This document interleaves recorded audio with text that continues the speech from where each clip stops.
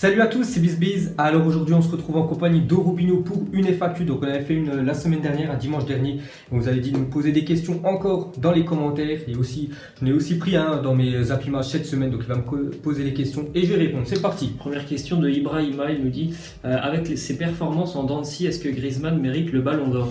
Donc pour moi déjà, bien sûr qu'il mérite le ballon d'or, Antoine Griezmann, parce qu'il a quand même gagné la Coupe du Monde. Il était décisif sur pas mal de matchs, surtout en finale. Il marque un but et c'est lui qui donne le premier but grâce à son coup franc. Voilà, c'est le but contre son camp de Mandzukic, donc il est quand même important.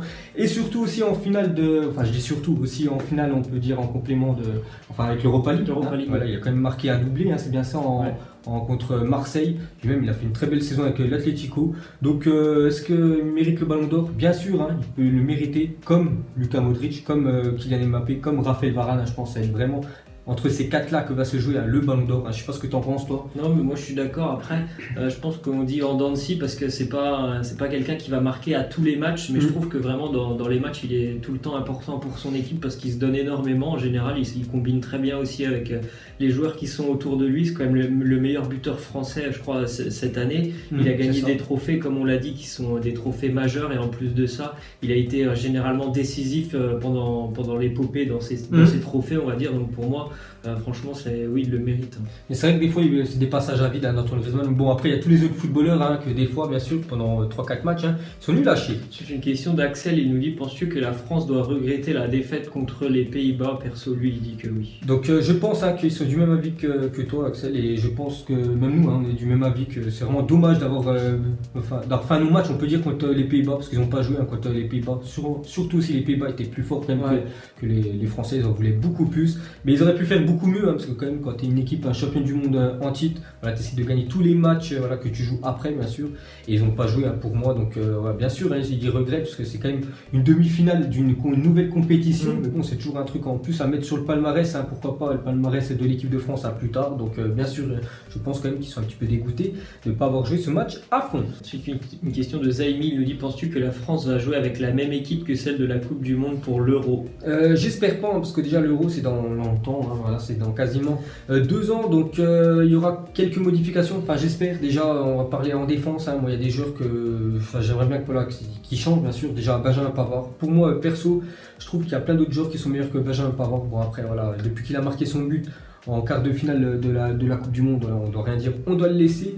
Sinon, il y a des autres joueurs, peut-être Giroud. Giroud, sérieux, je ne le vois pas dans 2 ans encore faire un Euro avec l'équipe de France en faisant si peu de matchs avec son club, qui est Chelsea. En plus, il est rarement titulaire, il marque rarement. Je crois qu'il a marqué qu'un seul but depuis 3 mois que ça a pris début de saison.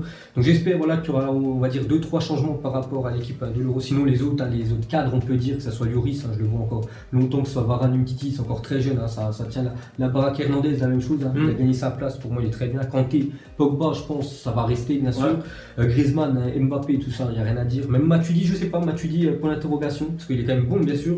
C'est ça, il commence à être vieux. Et comme on l'a dit, Giroud, j'aimerais bien un petit peu de changement pour l'avenir. C'est une question de Le Chablanc, il nous dit: qui est le meilleur joueur du monde actuellement? Donc on va faire poste par poste. Donc moi je vais commencer déjà par le gardien actuellement, on va dire sur le dernier mois, les 2 derniers mois. Donc moi je vais dire Hugo Lloris pour moi. Sur les 2 derniers mois, moi je pars plutôt sur Ederson, le gardien de City. Ok, on va continuer, on va monter d'un palier, on va dire les défenseurs. Moi je mettrais Koulibaly quand même, le défenseur de Naples, qui est vraiment bon. J'en ai un autre aussi en tête, qu'est-ce que t'en penses toi? Moi Koulibaly, comme tu l'as dit, parce que il est vraiment impressionnant. Et puis comme d'habitude, moi j'aime beaucoup ce que fait Diego Godin avec l'Atlético. Ok, je voulais rajouter Virgil van Dijk aussi, qui est très très bon, que ce soit avec Liverpool, avec les Pays-Bas. En milieu de terrain, il y a beaucoup de joueurs qui sont très bons. Je vais pas mettre Modric parce que ces temps-ci, c'est pas le meilleur Modric qu'on a vu quand même. Mais il y a des joueurs qui sont très bons. Je pense à comment ça s'appelle, N'Golo Kanté, bien sûr. Après Sergio Busquets, tout ça, c'est des gens qu'on parle rarement de Busquets, mais il est tellement important bien sûr dans l'équipe du FC de Barcelone. Il y a des joueurs aussi qui sont blessés actuellement. Je pense à Kevin De Bruyne, normalement, qui est toujours énorme, mais bon, à cause de ses blessures, on ne peut pas le mettre dedans. Je sais pas si t'en vois un autre, toi. Non, milieu de terrain comme ça tout de suite. Ok, on va terminer avec les attaquants. Donc en attaque actuellement, je vois Neymar, Neymar qui est vraiment en ultra forme. On voit bien les stats avec le PSG, même s'il y en a plein qui disent que la Ligue 1 c'est très faible, mais bon il faut le faire bien sûr. Et Neymar le fait, Mbappé aussi, ces temps-ci c'est très fort. Messi, Ouais. Messi ces temps-ci c'est très fort. Reus, c'est très fort. Ouais, Reus aussi, bien sûr, avec le Borussia Dortmund, c'est très fort. Donc voilà, après on les a pas tous en tête, bien sûr, parce qu'on n'a pas préparé les questions avant. J'ai une question de Sofiane, il lui dit, penses-tu que ce serait un scandale si ce n'est pas Varane ou Griezmann le ballon d'or? Donc bien sûr que non, ce serait pas un scandale, parce qu'on a parlé tout à l'heure, il y en a pour moi 4 qui peuvent prétendre. Donc voilà, Varane ou Griezmann, ou on peut rajouter Mbappé et bien sûr Luka Modric. Et même si ce serait Ronaldo, je pense pas qu'il y en a plein qui écriraient au scandale, même si voilà, il y a plein d'autres joueurs qui méritent plus que lui, mais même si Ronaldo, voilà, ce serait pas non plus un scandale. Bon, c'est Messi, je pense là quand même que c'est un scandale, mais voilà, si c'est pas Varane ou Griezmann, ce serait dommage, parce que quand même, nous on veut que ce soit un joueur français, voilà, parce qu'on a quand même gagné la Coupe du Monde, ce serait très bien, en plus ça fait plus de 20 ans qu'on n'a pas gagné un ballon d'or, c'est quand même le plus gros trophée qu'un joueur peut gagner, enfin en termes de trophées individuels, donc je sais pas ce que tu en penses toi. Scandale, le mot est fort, mais sincèrement, je trouve que moi, quand tu gagnes des compétitions comme les deux en ont gagné, c'est-à-dire des compétitions internationales avec leur sélection, plus les plus grandes compétitions européennes avec leur club, moi je peux pas concevoir par exemple que cette année ça soit Ronaldo ou Lionel Messi. Moi je trouverais ça presque scandaleux, même si voilà, le mot est quand même fort. Je trouve vraiment que quand tu as gagné les meilleurs trophées, les plus importants, tu es obligé d'être récompensé sur une année, surtout sur une année où il y a une Coupe du Monde et tu la remportes. Je pense que vraiment là c'est une année où tu mérites le ballon d'or. Alors si on doit suivre ta stratégie, c'est d'être Varane, et c'est vrai parce qu'en 2006 Varane et Griezmann, les deux ont remporté des trophées importants. Après voilà, c'est soit un défenseur soit un attaquant, donc c'est pas pareil, mais pour moi ça doit être un joueur français un français qui doit remporter ce ballon d'or. C'est vrai que sur en 2006, le défenseur italien Cannavaro a gagné la Coupe du Monde. Je sais plus s'il a gagné la Ligue des Champions avec son club, mais bon, il a quand même gagné la Coupe du Monde, il a remporté ce ballon d'or. Donc en espérant que Varane bien sûr puisse remporter ce ballon d'or. C'est une question de Diallo, il nous dit selon vous, est-ce que Dembélé peut encore s'imposer au Barça? Donc Ousmane Dembélé qui est vraiment dans la tourmente ces temps-ci, parce que ça va pas du tout, à cause surtout de son comportement. Il est quand même joueur professionnel, quand même Ousmane Dembélé, et puis voilà ce qu'il fait, voilà, de arriver en retard à l'entraînement, des fois même pas à l'entraînement, puis prévenir, même, voilà, pas prévenir, et aussi ses prestations en match qui sont quand même, on peut le dire, calamiteuses. Donc ce qui peut encore s'imposer au FC Barcelone, il faut qu'il se remette déjà en question, Ousmane Dembélé. Prenne conscience que voilà, il est dans un club, là c'est pas le Stade Rennais quoi, le club, c'est à Rennes, bon, je dénigre pas Rennes quoi, mais c'est pas le même niveau, c'est pas les mêmes exigences entre un club de Ligue 1 et le Barça. Là il est au top niveau et il a du mal à s'y faire, je crois, à tout ça. Et le problème avec Dembélé pour moi, c'est qu'il est irrégulier, il est pas assez régulier, vraiment, il avait fait vraiment un très bon début de saison, il est vraiment énorme. Et voilà, il y a des fois, pendant 3-4 matchs, il est nul à chier, puis même après, il n'arrive pas à retrouver son niveau de jeu, puis plus son comportement, là, que ça va pas, donc puisqu'il pourra s'imposer au FC Barcelone. Après, il est encore jeune, Dembélé, je crois, il a seulement 22 ou 23 ans, donc il a encore pas mal d'années devant lui, mais c'est vrai que le Barça, je pense quand ils ont posé les 150 millions d'euros sur lui, là, à mon avis, ils doivent regretter quand même, parce que voilà, c'est énorme, 150 millions d'euros.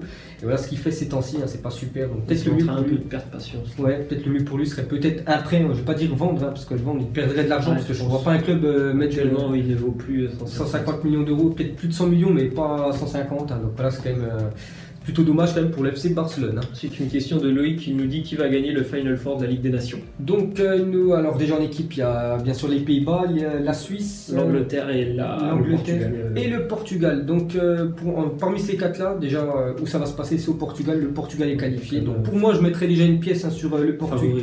Le Portugal qui est pour moi... Sûrement avec le retour de Ronaldo. Chez soi en plus. Ouais, parce que Ronaldo va sûrement vouloir jouer bien sûr ces matchs. Puis il a raison, c'est quand même un énorme joueur. Je pense comme qu'il va les jouer, parce que là il avait fait aucun match lors des qualifications. Ça n'intéressait pas. Mais là, vu que c'est au Portugal, plus il y a quand même sur les deux derniers. Enfin, s'il gagne 2 matchs, quand même, il est champion, on peut dire, de cette Ligue des Nations, première compétition. Ça peut mettre toujours un truc en plus dans son palmarès. Donc pourquoi pas avec le retour de Ronaldo au Portugal, je vois bien le Portugal remporter cette Ligue des Nations. Qu'est-ce que t'en penses? Pour moi aussi, il me semble que c'est le favori, parce que surtout aussi la compétition elle se joue au Portugal. Après on verra, parce que moi je vois bien une petite finale Portugal-Angleterre, mais bon, suivant le tirage au sort, ça peut être déjà la demi-finale, donc on verra tout ça. Ok, prochaine question. Question de Nati87, il nous dit, penses-tu que le PSG peut gagner face à Liverpool sans Mbappé et Neymar? Donc on ne sait toujours pas déjà. Voilà, on prend en parenthèse, en hypothèse que Mbappé et Neymar ne seraient pas là. Est-ce qu'ils pourraient gagner? Donc bien sûr qui peuvent gagner, voilà, c'est pas deux joueurs qui changent toute l'équipe, même si je pense voilà, personnellement qu'ils ont plus de chances de gagner avec un grand Mbappé et un grand Neymar, voilà, quand ils sont vraiment en ultra forme, en mode on peut dire soirée de Ligue des Champions. On avait vu il y a 3-4 ans quand le PSG a gagné contre le FC Barcelone 4-0, il n'y avait pas de Mbappé, il n'y avait pas de Neymar, tout ça, c'était juste Draxler devant avec, je sais plus, je me souviens même plus avec qui, je crois André Di Maria, ils avaient passé 4 bien sûr au FC Barcelone, donc bien sûr ils peuvent gagner, donc après c'est juste au PSG d'augmenter leur niveau de jeu.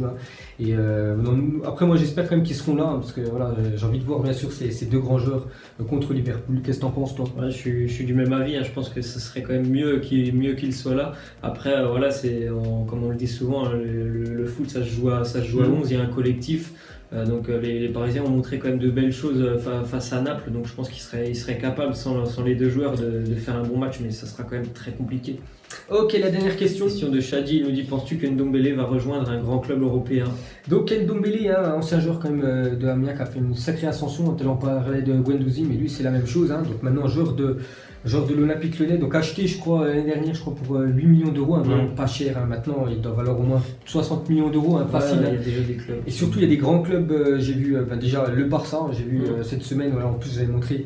On avait parlé dans mon Zap Image aussi en Angleterre, Tottenham, tout ça, Arsenal serait intéressé par Ndombele, puis surtout vu ce qu'il monte sur les terrains, il est vraiment très très bon Ndombele, qu'on a bien vu en équipe de France, il confirme, il confirme. Bon, après je sais pas s'il sera titulaire, mais pour l'avenir, lui il sera titulaire, il n'y aura aucun souci, il va prendre la succession, pourquoi pas de Kanté ou on va dire Paul Pogba plus tard. Donc Ndombele est vraiment très bon joueur que j'ai découvert aussi cette année, il y en a plein qui l'ont découvert, et bien sûr je pense que c'est pas l'année prochaine, ce sera peut-être dans 2 ans, mais là il est très bien à Lyon pour l'instant, et pour moi il quittera bien sûr la France, pourquoi pas du côté de l'Angleterre, je le verrai bien là-bas, mais j'espère juste qu'il ne fera pas le même destin, on peut dire, que Bakayoko, tu te souviens, le joueur de Monaco qui est parti à Chelsea, maintenant c'est le drame, donc je sais pas ce que tu en penses toi Ndombele. Je suis d'accord, c'est un joueur vraiment, il est très très complet, donc c'est normal qu'il y ait des grands clubs européens qui s'y intéressent. Après on sait qu'à Lyon, voilà, Jean-Michel Aulas il aime bien quand même conserver ses joueurs pendant quelques années, donc là je pense qu'il est encore, on va dire, jeune dans l'effectif lyonnais. Je pense que ce sera peut-être même pas pour l'été prochain Ndombele, il y a d'autres joueurs je pense qui quitteront Lyon avant lui. Et je pense que Lyon vont faire